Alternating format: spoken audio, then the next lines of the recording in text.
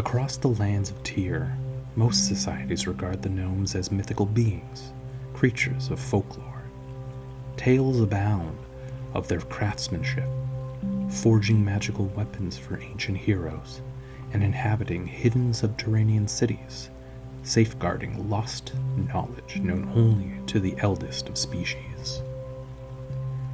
In the eyes of the elves of the Cascadian Isles, the gnomes hold a different meaning.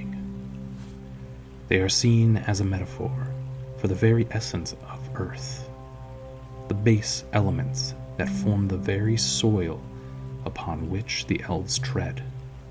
A literary device, nothing more. But within the borders of the Rhotic Empire, where fear of magic reigns, the gnomes are described as minions of darkness, familiars to those who dabble in the forbidden arcane arts. Their presence strikes fear in the hearts of those who cling to the mandated faith of the God Emperor. Yet, for those fortunate few who have had the rare opportunity to make contact, the truth about the gnomes emerges.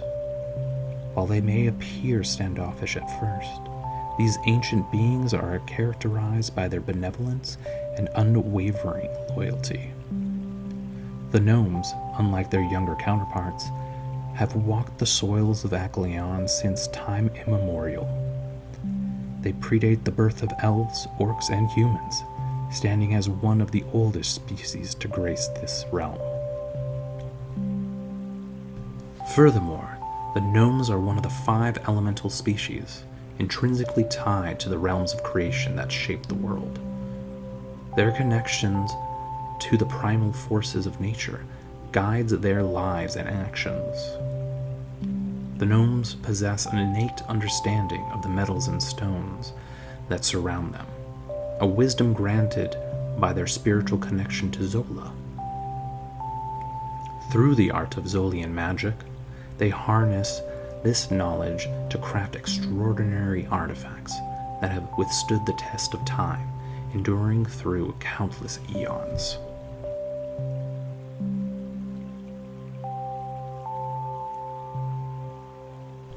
Within their ancient societies, gnomes adhere to a rigid social structure, their traditions rooted in the time when they were the servitors of the Stone Baron. Immortal in nature, the gnomes do not propagate as swiftly as others. Their numbers only increase when an old member of their community passes on, ushering in a new generation.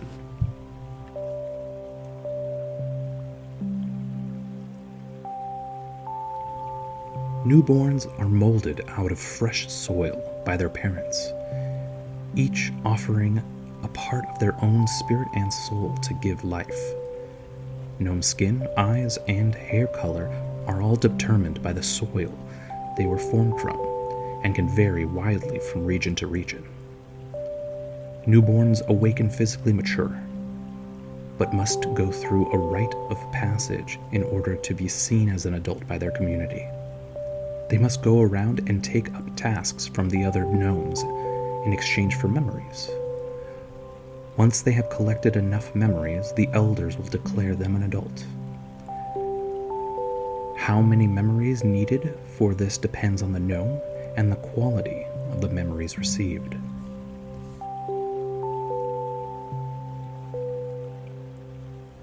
A gnome's spirit manifests as an icosahedral crystal made from pure Zolian energy. It rests within the abdomen, between the kidneys. The clearer the crystal, the stronger the gnome's connection to Zola. If a gnome dies, it is up to their family to return the spirit crystal to Zola as part of the funeral rites.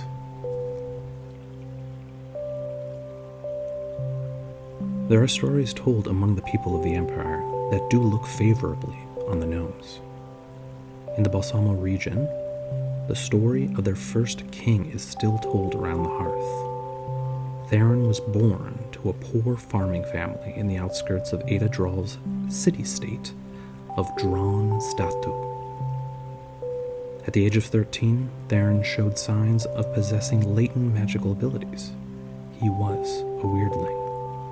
Fearful that the Spell-Lord's enforcers would come to collect their son if this became public, Theron's parents went to the gnomes for help. The gnomes agreed to take Theron in and teach him to use his powers. After a decade of training, Theron embarked on a test to prove his skills, to retrieve the lost sword of Harmonia. This blade was forged long ago by the salamanders who protected the pool of flame. The hilt and grip were crafted by the gnomes who had trained Theron, and the pommel was sculpted by the sylphs who lived in the clouds above. The relic was meant to be wielded by a champion who would vanquish Ada Drawn. But unfortunately that soul failed, and Harmonia was lost. Through his travels, Theron learned that the sword was in the possession of the notorious Karus, an orc bandit who had laid claim to the territories just on the edge of the Spell-Lord's domain. To complete this quest, he forged alliances with the neighboring villages oppressed by the bandit chief. Together, they vanquished Karus and his minions, reclaimed the sword, and cemented the young hero as a beacon of hope and freedom throughout the region. With that very blade, Theron led a rebellion against Ada Drawn, felled the spell sword, and cleansed the land of her corruption.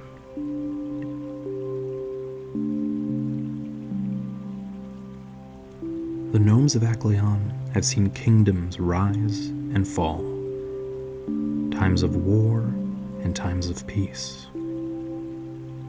Whatever the fate that is destined for the Rhotic Empire, the gnomes will surely be there to see it.